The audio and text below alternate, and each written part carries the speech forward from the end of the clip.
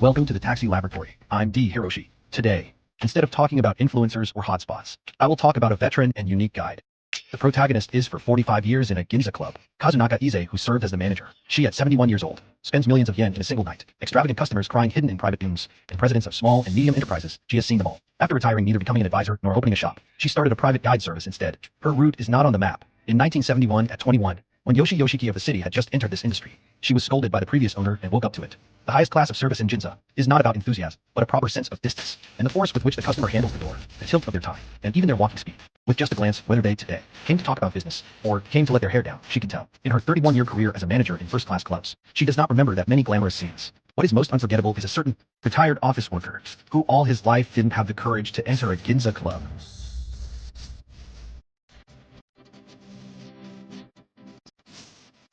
Reflecting, she listened to him talk about the pressure he could tell no one.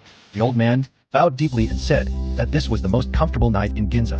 In 2016, retired, Yoshizan couldn't sit still, and, rather, turned her 45 years of experience into a guide service. She has no fixed route. The first thing she does upon welcoming a guest is not going to tourist spots, but first sitting down and talking for about 30 minutes to find out what you really want to see. She doesn't force reservations at luxury clubs on you, but instead to an empty back alley she guides you, pointing to a plain wooden door and saying, 30 years ago, this was the most popular small bar in Ginza. Just by talking to the hostess for 10 minutes, she would guess the worries you'd kept in your heart for half a month. She will have you stand next to an old vending machine, hand you a warm canned coffee, and say, decades ago, at 4 a.m. when all the shops closed, managers and hostesses from all over Ginza gathered here, standing around, drinking coffee. Whether you were a president or a cleaner, no one cared.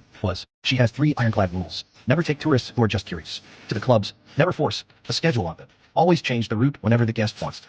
And the secrets that guests once told. Never to disclose a single word.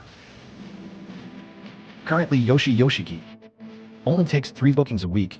Reservations are fully booked 6 months in advance. Some people say, in Ginza there is no longer, although long-established shops are closing one after another, saying the glory of the bubble era is gone. She does not think so. The essence of Ginza is never neon lights or champagne, but a place where people across generations seek tranquility here and take a breath. The reason she guides is not to repeat old stories, but to bring the half-century of warmth hidden behind the brick walls, right in front of you.